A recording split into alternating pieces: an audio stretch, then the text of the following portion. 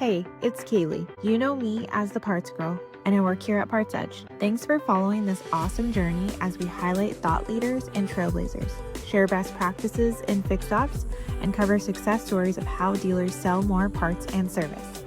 This is the PartsEdge podcast with Kaylee Filio.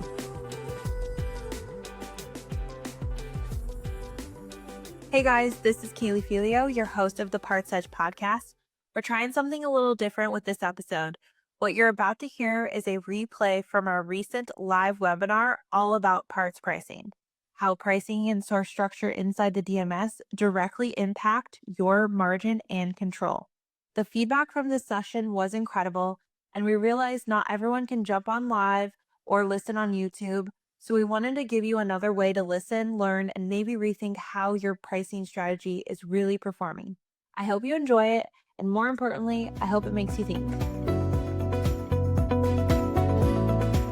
Hey everyone, welcome to our monthly webinar series. Today we're going to get into a topic that we tend to cover a lot, but it's probably one of the most important things to cover.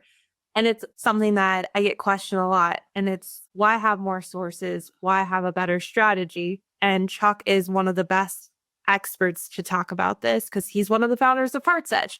So Chuck, I'm going to let you take it away and I'm going to hang out backstage. Okay. Well, good morning, good afternoon, wherever you are. It's noontime here. I see a bunch of you are starting to put down what DMS you're on. That was one of the polling questions we wanted to see, just so I can adjust to, whatever DMS that you have as I talk through this. And I'll be specific with each DMS as we go along as well. So one of the things to remember here, when you're talking about sources, or if you happen to be on dealer track, they call them stocking groups. It's, just a different name for source. But I've been accused over the years of being the man of many sources, creating all these different sources. And typically the naysayers, or the people who had a problem with it, primarily were the DMS vendors. Because one of the things about the DMS vendors is these people who work for our DMS vendors and support or whatnot, they've never worked in a parts operation. They don't understand how critical it is to have certain things set right. So one of the things we've found over the years, working with over 300 dealerships, is, sources are pretty damn important. And, Mike Nichols, the grandfather of parts consultants, as far as I know, he's pretty much retired now. But he used to sit and say, inventory control at the car dealership level is not rocket science. Well, 25 years ago, he might have been fairly close making that statement. Today and age, with all the different manufacturers, their different programs, ASR, PACE, all the different things that you go through, it's becoming closer to rocket science. So with that being said, what do you include in a source? Well, your day supply settings, phase in and phase out criteria, which some people, when you talk phase in and phase out criteria now, well, our manufacturer controls our inventory. It's not really that critical. Bunk. Important thing, price codes. Setting a price code structure based on individual sources. We're going to go into a lot of detail on that. Your matrix. Does the source use a matrix? Doesn't use a matrix? We're going to give you examples of that today. Manufacturer pricing. You can turn fields on and off with a lot of the DMSs based on how you map your manufacturer. Some of you might have a penny source that you've written off parts. You want to make sure that's in a source that doesn't update the cost if you've changed it to a penny. Source accounting, really critical when it comes to things like tires and gas, oil, and grease. The EOQ settings, economic order settings, less important this day and age with potentially maybe Ford and their standard hardware source. Maybe you use that. And then a new feature that a couple of the DMS vendors have, fee codes. Being able to turn on and off a fee code based on a source such as tire tax, tire disposal, battery disposal, having fee codes that automatically get added onto the invoice without having to remember how to do that. These are things that are included when you set up a source. And again, setting up a source, a lot of times what we find out is most parts managers are reluctant to set up a source because they forgot one of the settings and it gets screwed up, and so they go right back. Because, like with CDK, there's 12 different things you got to do to set up a source to make it work right. Now, you can skip 2 or 3, and if they're not critical, such as accounting or pricing tape or whatnot, you might get away with not setting up some of them. But just so you know that the fear of setting up a source is typically the reason we see a lot of parts managers, he or she does not set up a source, because they just don't sit and do it every day. So with that being said, and I'm going to bring up a slide, and forgive me if you've listened before and you've seen this, I'm always going to bring this source up. I feel like the green grocer of automotive. What I want you to do is I want you to take yourself out of your day-to-day parts operation, and now you're going to manage a grocery store. They have hundreds, thousands of commodities that they're dealing with. But what I want you to focus on is these 2 commodities here. You have milk. It's perishable, needs refrigeration, and you sell hundreds of gallons a day. Asparagus, infinite shelf life. You sell a couple of jars per week. Now, the question I want to ask is, if you had your milk and your canned asparagus in the same source at the automotive dealership level, how would you set your day's supply? Just think about that. If you set your day's supply, and forgive me for stating the obvious, if you set your day's supply for milk, more than likely you're going to have a 3 or 4 month supply of asparagus. If you set the day's supply for asparagus, lower day's supply, you run the risk of running out of milk. So with that being said, if you had them both in a source, how would you set your day's supply? In the middle? Whatever. Now let's put this into automotive thinking. The milk now is oil filters. The canned asparagus is tape stripes. Most of you are coming back here, subsource, fast moving to slow moving. Boy, we're going to cover that. Okay, David? Now, what will your phasing criteria be? How would you apply that? Obviously, you want the milk to phase in a lot faster than you ever would a tape stripe. We're going to cover some of this as we go through all of this. But what I want to really do today is get the juices flowing. If some of you, we find the average dealerships have somewhere between 6 to 10, and in a lot of cases, a lot of dealerships we see, they have the oil filters in with the tape stripes. And so they have to deal with that every day, moving it around, working a lot harder for the DMS than letting the DMS do the work for you. So let's think and back up here. Think of each source like a file cabinet with folders. In the first file cabinet, in the first drawer, you have what's for sale. Every dealership has these: captive parts, competitive parts, and then accessories. Then you have what you need to get rid of: for stock parts and obsolete parts. And then, where usually 65 to 75% of all your parts reside, non-stock test parts and or special orders that haven't met demand. So take a look at that. Think about that. Now let's think about how we can break it down to work more effectively for us. Let's deal first with captive parts. They're manufacturer specific. Only other like manufacturers are your competition. What do parts managers tend to do with this? He or she matrix and escalates these parts. And again, they're reviewed for daily sales, or if they're part of a replenishment program, the manufacturer is picking these up if they sell enough. One of the things you can do, especially if you're CDK and Reynolds, is you can set a different day supply and have subsourcing, as David had mentioned there.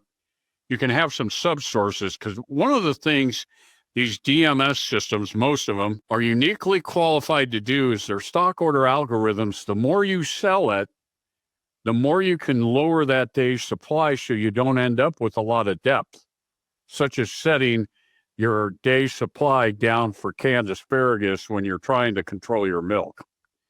You can actually have different dynamic day supply settings by an individual source. Now, if you happen to be PBS or dealer track within that source or stocking group, you can have a dynamic day supply setting right within the individual source. You don't have to create 3 or 4 to accomplish that. But here's the captive parts. That's the first thing that we brought up on things that you have to sell. Next is the competitive. I could almost do a whole seminar on competitive and fast moving for breakout, but again, they're not manufacturer specific. Every parts supplier is your competition, not only other dealerships, but now AutoZone, CarQuest, whatever.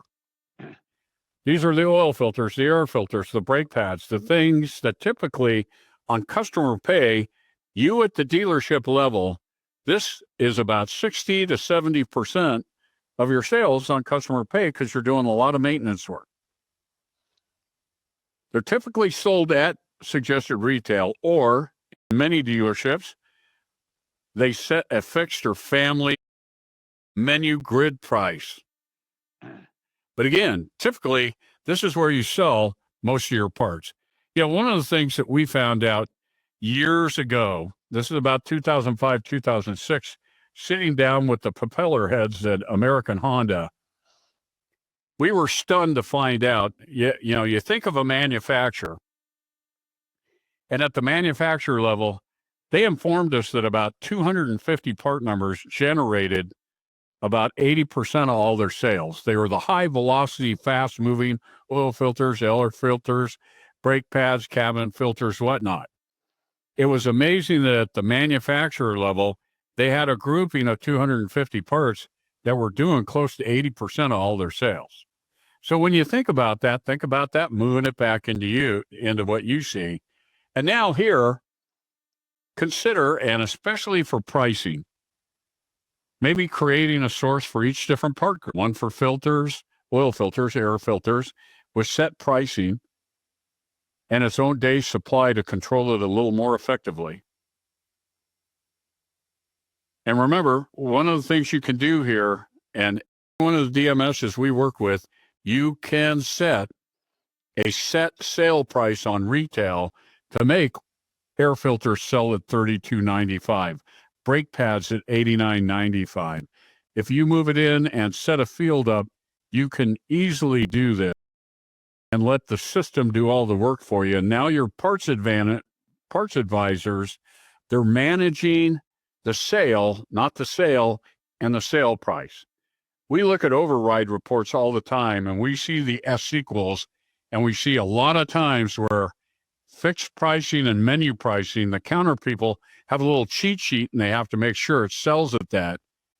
You can set up the DMS to uniquely do this for you without them having to do that kind of work.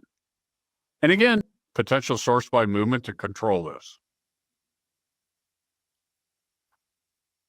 Now we get to accessories. Boy, out of these different commodities, now we're going to hit 3 commodities that are uniquely different compared to captive and competitive. The first one is accessories. They're typically not manufacturer captive. Some are, some aren't. It is, in your dealership parts operation, one of the true impulse retail products that you have.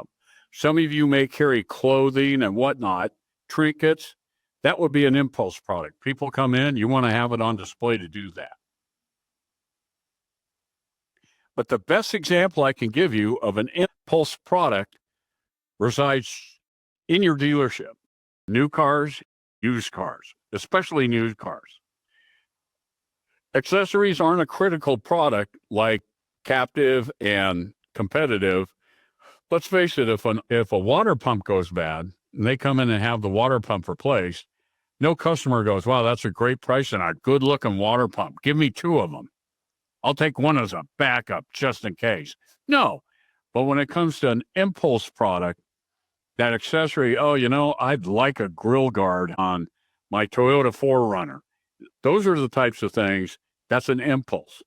And typically it's sold at suggested retail because most manufacturers now advertise on their websites all the accessories that accessorize a car, and they'll have pricing and it's suggested retail. And remember one thing about accessories here. What do I mean by that? Well, the phase in and phase out criteria here, would be completely different than the other two commodities we talked about, the general parts, captive and competitive. What we do is we tend to set the phase-in criteria at 2 demands in 6 months. Fairly liberal. We're looking at only 2 demands in 6 months. But here's the key, the phase-out criteria. We set the phase-out criteria not at 12 months, not at 9 months, not at 6 months, at 3 months.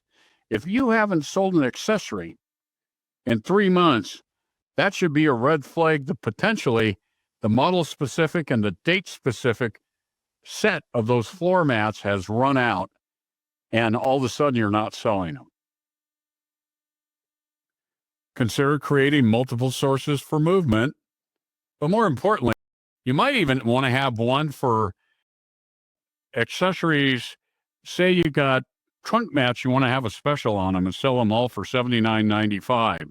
Again, going back to fixed pricing on competitive parts, nothing says you can't do it on a certain accessory commodity so that you can sell it out and maybe advertise and try and pick up some sales. And then potentially a source for those idle accessories that hit 3 months so you can easily build a report to generate on it. Now we get to tires, and tires literally fall right into the same category as far as I'm concerned with we see. Tires literally fall in the same category as accessories. Now they not be an impulse product, but they're a great upsell. In fact, we see so many dealerships now, they're really into tires, and they do really well at selling them. They're not typically manufacturer captive. They're usually sold at or below suggested retail. Many of you already know, just by looking at it, tires and accessories, typically that 40% profit margin, cost plus 67. Typically, when you look at accessories and tires, their profit margin is 20 instead of the 28% or cost plus 25. So suggested retail or a little bit below it. We have a dealership that we actually take every tire and we sell it at cost plus $18. That's just the setting that they have.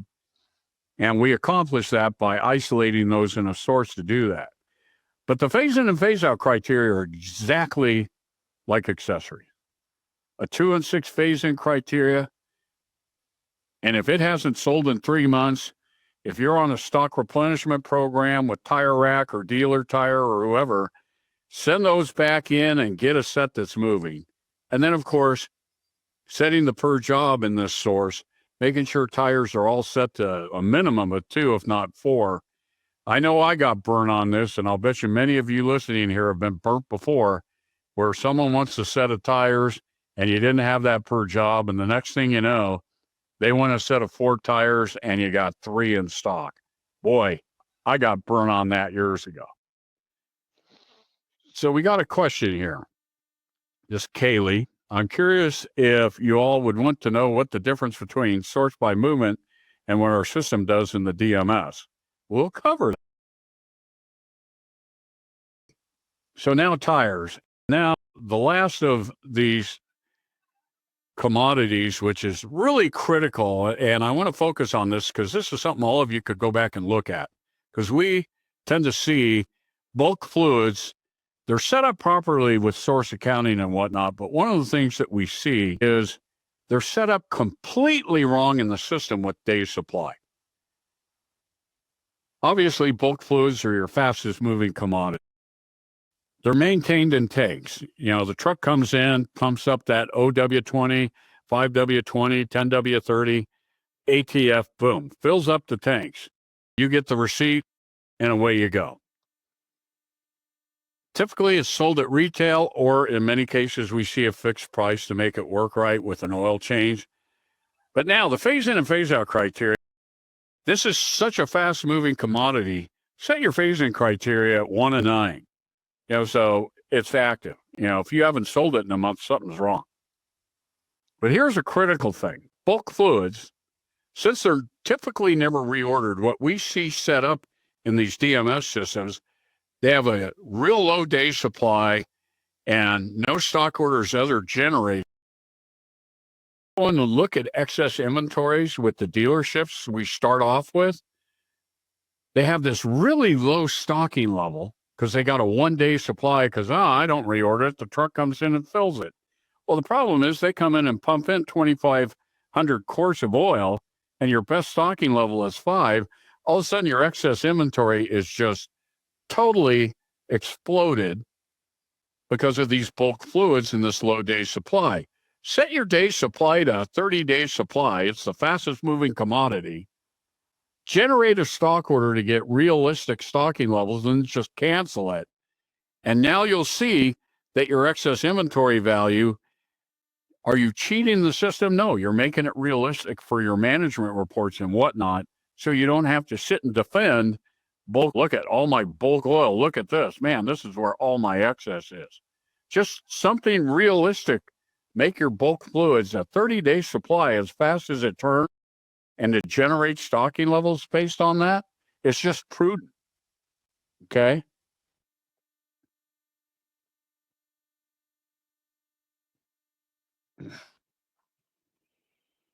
Special orders. Dun, dun. These typically are in stock for a specific customer, and they haven't met the phasing criteria at all. They're sitting waiting for more demand to phase in. These also go with the non-stock. Well, why would you consider isolating a default bin location or a set of default locations you use for special orders? Isolating these, it becomes really easy to build reports on the source, to contact customers, to make sure you're communicating to get them back in. And it's really to create aging reports. Now you only have to do it on one set of sources rather than trying to find all of these in a group of sources.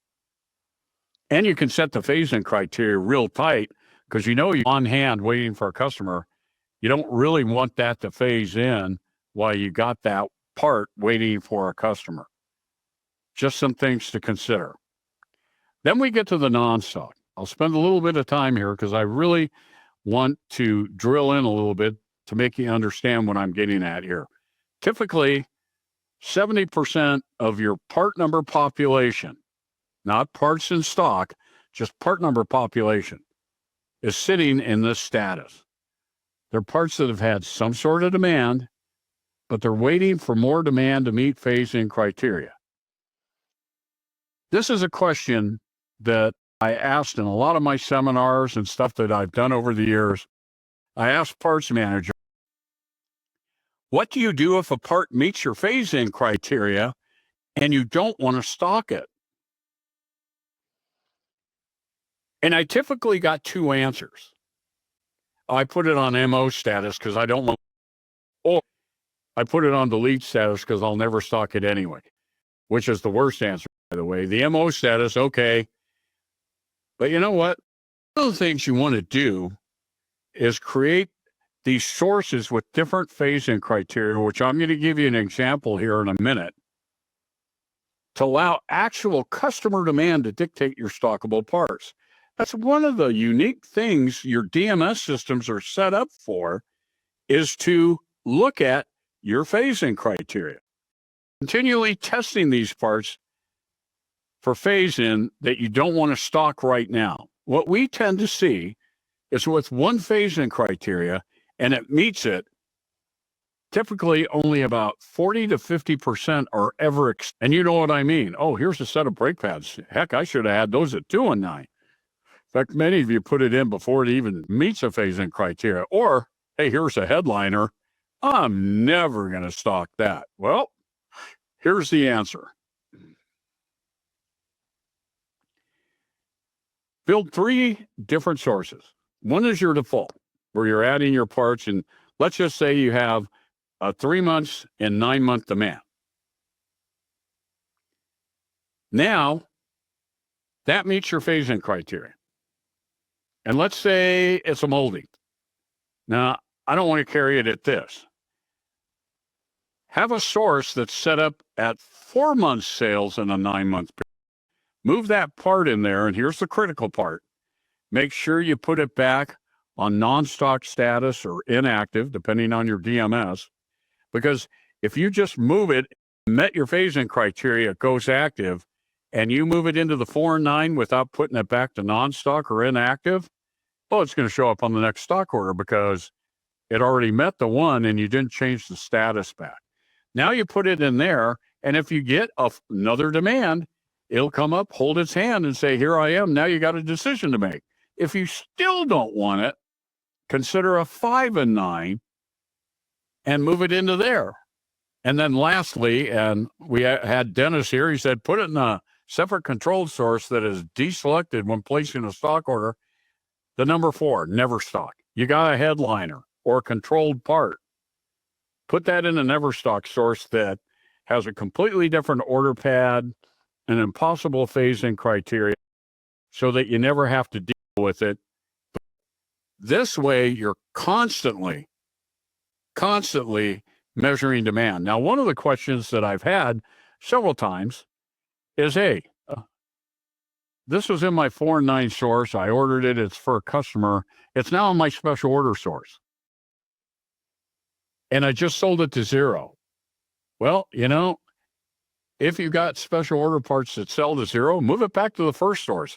Worst thing that happens is you go through moving it to the 4 and 9 again, but always take any parts that in that non-stock special order source that sell to 0, move it back to the first one, and at least you're running it through these phase-in criteria, continually letting customer demand control what you're stocking.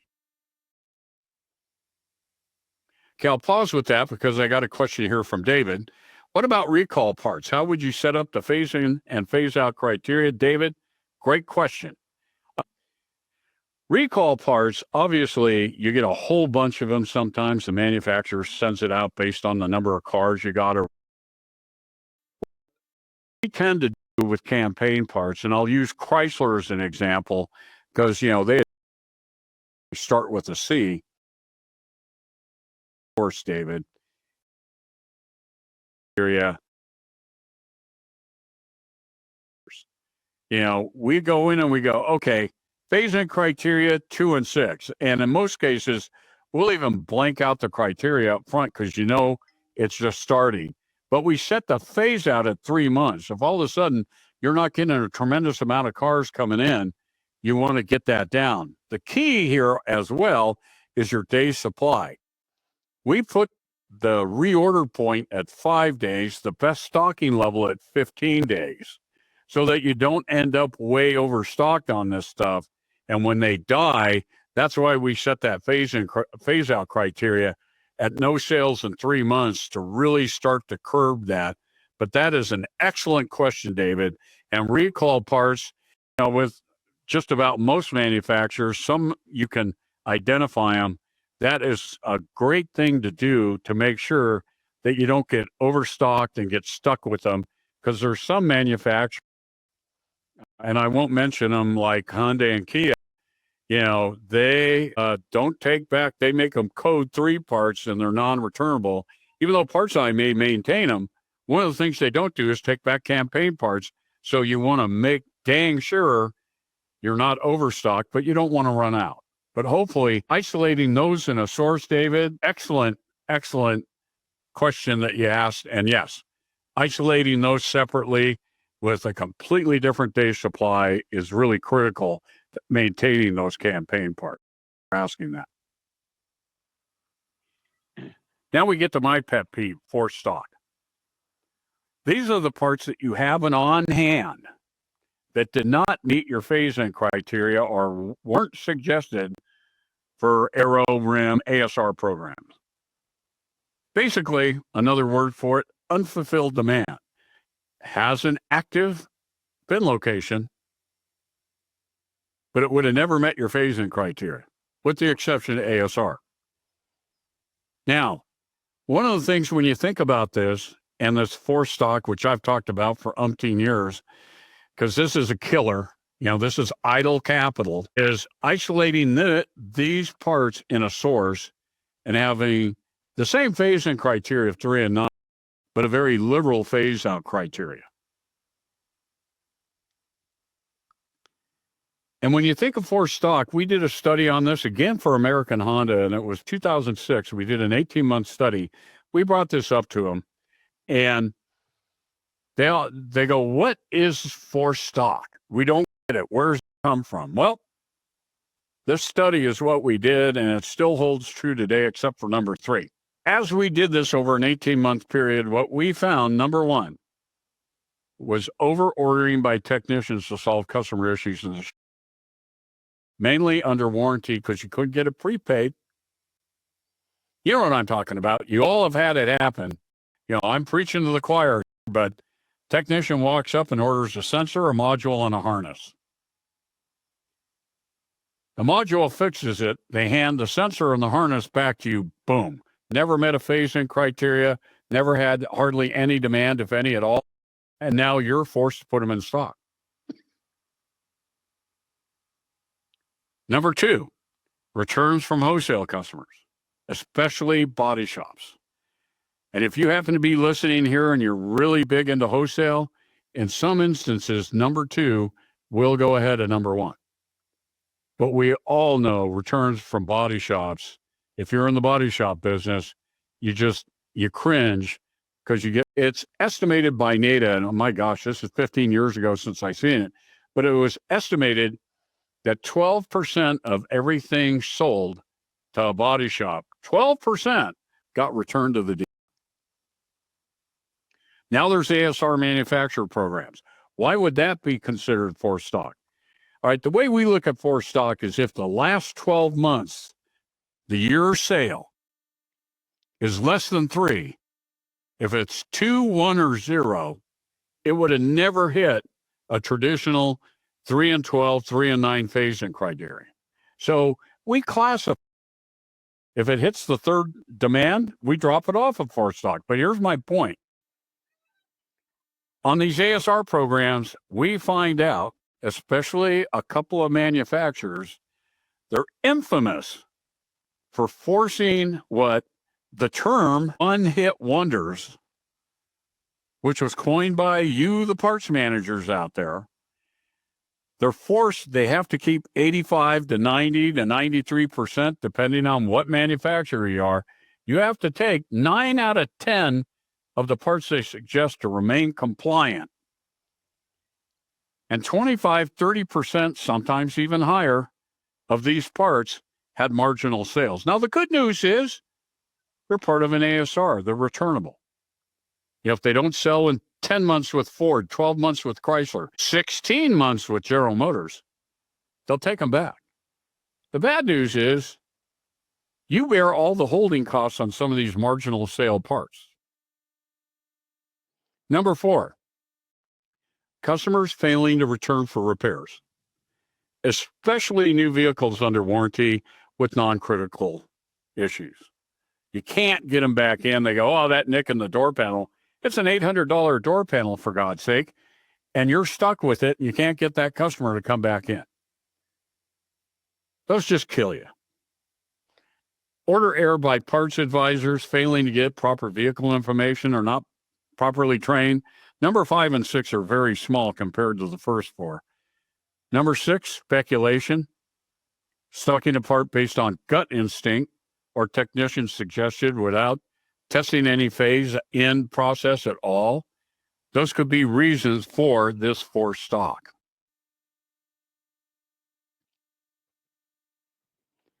Then lastly, obsolescence. One of the things next month and I hope you'll all join in and listen. It's going to be very informative, except for some manufacturers. We are doing a seminar. We're ranking the manufacturers against each other. Ford, GM, Chrysler, Nissan, Toyota, Honda, Hyundai, Kia. Who has the most productive inventory? Who has the most obsolescence? So you'll want to join in on that. But obsolete parts, always the big buzz. But remember, and you could go back and watch the seminar I did last month on this, but we rank them as parts that are over 12 months no sale and 12 months no receipt. They both have to meet that.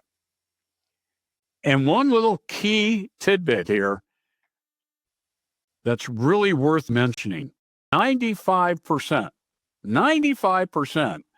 of obsolete parts value that becomes 13 months no sale, 13 months no receipt, comes from for stock, unfulfilled demand.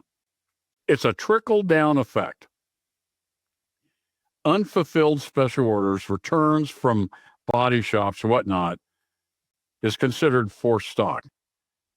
For stock ages into obsolete inventory. Remember, unfulfilled demand or for stock is 95% of the reason you have obsolete inventory. And just so you know, and I'm not giving anything away next month, but over the last 12 years, we have seen obsolescence at dealerships, and this is overall, has doubled. Obsolescence has doubled. Manufacturers don't want these parts back anymore. They give a pittance of return allowance or whatnot.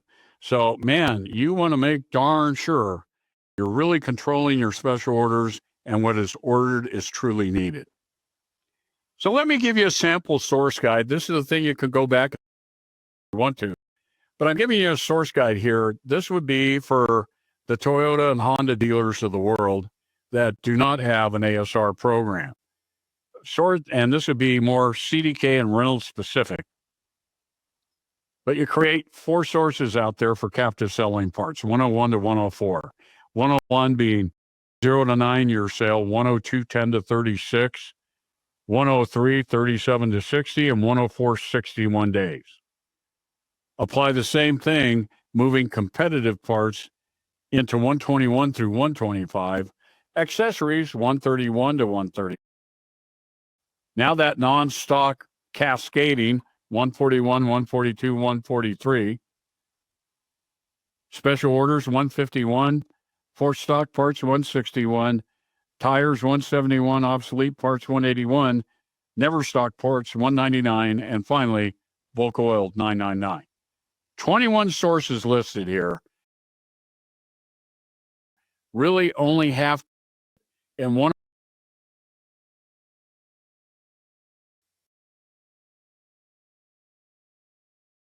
Really only managing 8 sources. You can set up your system to dynamically move based on the day's supply on a daily basis. So you're really looking at 21 sources, but you're only managing 8 of them. Now, if you happen to be an ASR dealer,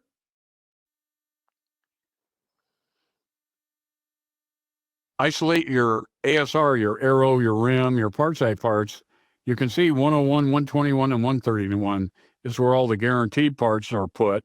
And you do a little bit of source by movement on the non-guaranteed parts. And then, of course, special orders, tires. I forgot for stock here, never stock parts, and bulk fluids.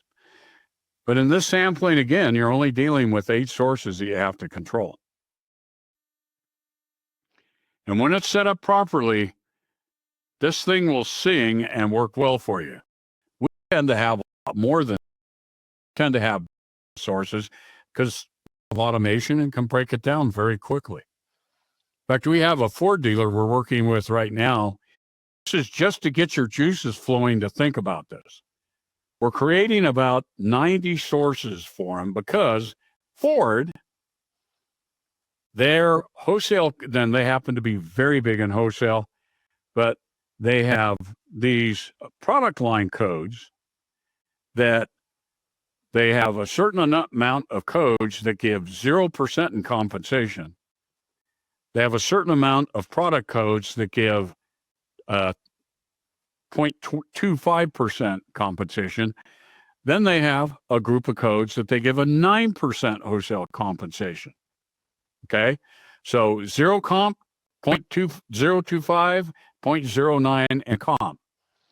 We're actually breaking down the sources based on 0 comp, 0.025 comp, 0.09. And the reason that he wants to do this is he wants to be able to control the price codes to give the lowest discount on the 0, a medium discount on the 0.025, and his biggest discount to his wholesale customers on the 0.09. Makes sense. And by doing that, we're creating a group of sources for 0, 0.025, and 0.09 to dynamically have pricing that'll work really good.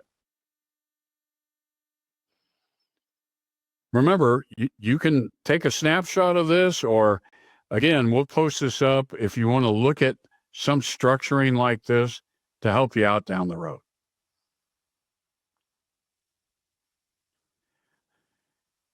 And to sum it all up, it's really simple, folks. The benefits of dynamic source structure, it helps eliminate excess value because now you can level things out. It'll build breadth because now you're continually restocking or testing your phase-in criteria. It really helps to identify forced stock quickly, identify and control special order parts easily. That's probably the crux of anything, is controlling special orders. It saves time calculating the right stock order mix, and it's been mentioned here already. Let's say you're an ASR store. You keep all your rim parts in 101, 121, and 131. You give them a completely different order pad, and then you could still run a stock order. And by the way, just so you all know, there are parts that you're selling that are not guaranteed by the manufacturer. Let me say that again. There are parts that you're selling that aren't guaranteed by the manufacturer. Sometimes we see a lot of parts managers end up being very reactive. A part sells to zero. All of a sudden they get another demand and they go, why didn't GM order it or Chrysler order it? Well, it wasn't controlled. It may only be a handful of parts, but those are the types of parts you end up throwing on a special order or emergency purchasing to get it taken care of. But running a stock order on an order pad of non-controlled sources, just to make sure that you're keeping those holes filled on things that are selling, is fairly critical. Being able to set unique and accurate pricing, literally eliminating the S equals if it's set up right. Proper source accounting, of course, especially when it comes to GOG and tires. It really helps to increase accuracy and consistency on your management reports. When you got the right stuff set up the right way, management reports are more realistic that you can sink your teeth into. With CDK and the MGR and with 2213 on rentals, those dang things haven't been updated in 40 years. Well, you know what? If you set it up right, you don't have to come up with all the different excuses on excess inventory and whatnot when your system is set up properly. Again, it can really help to maintain profitability. Setting those fixed pricing or menu prices properly, making sure you're making enough money on those. And bottom line, if it's all set up this way, it'll give you a better return on your investment. I came up with a question here. Do any of the manufacturers have a way for dealers to easily identify the non-controlled parts? Well, Eric, what manufacturer do you work with?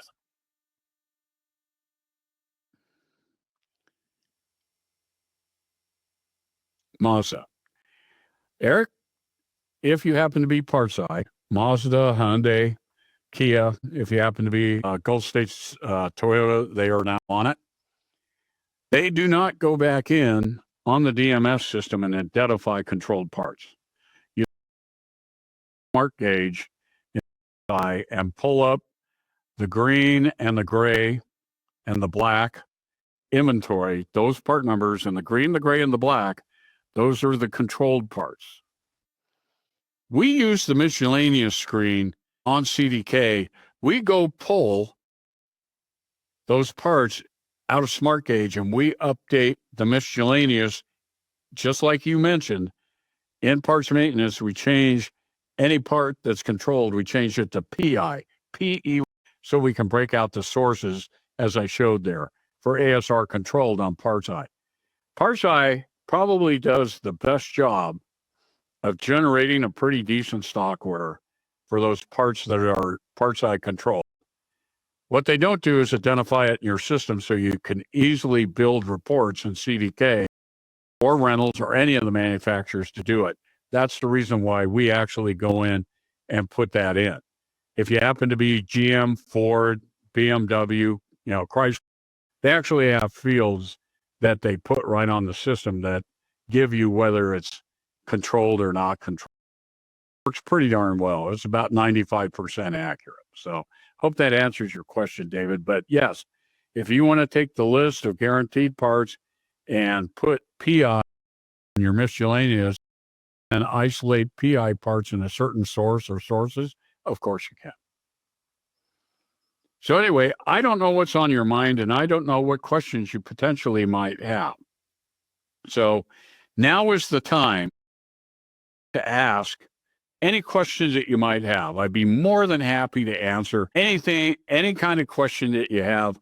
Now is the time to ask it. Because I always promise myself to keep these things about 45 minutes, and we're at 47. And basically what I'm looking for is questions. And while we're waiting for that, again, please remember next month, very informational, where we have the ability now. I haven't done this in 12 years, but we've now created with what we do, we have manufacturer averages, just like a 20 group, to be able to put numbers together to compare all of our clients' numbers to what the average is. And it's going to be really interesting to see what manufacturer has the most obsolescence on non-rim controlled, and who has the highest productivity, ASR controlled parts and things like that. It'll be a lot of fun. It'll be able to see, and I'll obviously have a bunch of questions to ask based on some of these settings. But anyway, it should be great. Jonathan, thank you for asking this question. Is there a way to view your excess parts or to pull a report? Sure. You are on CDK. What you do is there's a field out there called EX quantity and EX value. EX dash val and EX. In fact, I think it's EX dash $sign and EX dash QTY. You can pull that report up and run that. So anyway, David, you talked about wind steering. How do you keep that updated? Well, David, there's 137 different price codes with Ford. Out of those 137, they all, and luckily the product codes, they call them MPLs, out of those 137 codes, believe it or not, only 12 of them give zero comp, and most of it is like powertrain. Then they have about 35 in the 0.025, and then they have 90 in the 0.09. And so as long as we keep getting parts in and we know the product code, we can isolate them into those different sources. So hope that answers your question. The wins, that's exactly what we're doing for them, David.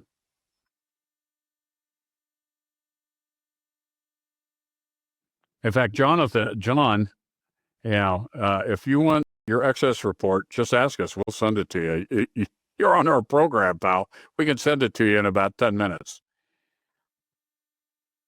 And Scott Robbins asks, are you planning on adding best practice and benchmark values to the M&E report? Benchmark values, if they're not out there, Scott, they should be. And the benchmark values, we actually call them manufacturer average. Benchmark values, not at this particular point. We're leaving the field out there because we may get to that point. But again, with next month, well, Jonathan, I don't care if Blake's on vacation. We got 8 other people who could do it for you. Just so you know, Jonathan. Jonathan's saying, hey, Blake's on vacation. Blake's not the only guy who can do that, Jonathan. There's 8 other people. Anyway, back to your question, Scott, is eventually we'll probably get to the point where for us, the benchmark would be more like what you're calling best practice. And then the manufacturer average, Scott, you being General Motors, with GM, we happen to have about 75 dealers on the program. So you're going to see the average of all 75 dealers in there where you rank, just like in a 20 group. That is the first critical thing. Down the best practice has the highest one. All of you, how you like to be at the top of the 20 group book. And if you're at the bottom, you want to run and hide. Well, by creating a best practice or ranking, potentially, Scott, we may come up with that, but that's on the back burner. The first thing we wanted to do was get manufacturer average out there, which we've now accomplished through our portal. So I hope that helps or answers your question. And thank you, Kaylee, for pointing that out. I mean, we had quite a few of you on. We had about 30 of you today. Next month, I hope we have a lot more, because I think you'll find it very interesting to see how manufacturers stack up against each other. I'm having a lot of fun putting these numbers together, and the good news is, we now have them on a monthly basis. I'm not going to do monthly, rankings between the manufacturers, but, we certainly have these rankings now. And I've been dying to do this for, at least 10 years, but it took a lot of work the last time. But anyway, please, I hope you join us. It'll be very informative. We can go over some questions and all. And, there you go. Adam asked a question here. I have a lot of tires that hit my excess inventory. If I change my per job quantity to 4, will this help? No, Adam, that will keep the excess. But what you can do is set your day supply to a realistic day supply. What do you have as your day supply, or where you can answer that fairly quickly? Because what you may want to do is take your day supply and make your low day supply on tires 20 and your high day 30, kind of like bulk oil, which will reduce the excess. The per job won't. If anything, sometimes the per job actually increases excess, Adam. So just so you know. Okay, Kaylee. What do you got? Oh, do you have a report in rentals you can recommend to review my matrix performance? If Troy, if you want to reach out directly to send it to support@partsedge.com. We can send you a report that you can build in rental. You have to use PYY, PHR, you can pull a data set for each month, and then your prod HIST has the current month, and we can give you the fields to pull that will only pull like customer pay, and it'll show you your cost, your sale, and your gross profit. You can sort it by descending gross profit to review that. So yes, we do. And if you send that email directly into support, we'll send you how you would build it up in AirIgnite and build that report so you can pull that. You bet. Whew. Lots of questions. Good job, Chuck. Oh, and thanks for the questions, everybody. That's what I really love, is getting the questions from you guys. There are no dumb questions. I keep asking them all the time myself. So I'll be on the other side of the dirt, by the time I quit being inquisitive and wondering what more can we do on these systems. So there you go.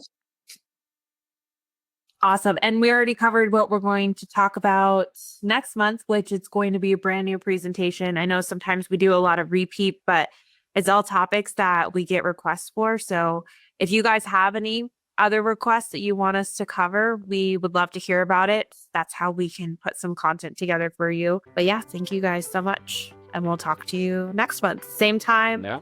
We might try a different platform because Chuck's not loving this one, but hey, it worked this time, Kaylee. It worked great. It did. But yeah, you guys will all get the reminder for it. And yeah, thank you. Hey, thanks, guys. Everybody, good luck, good selling.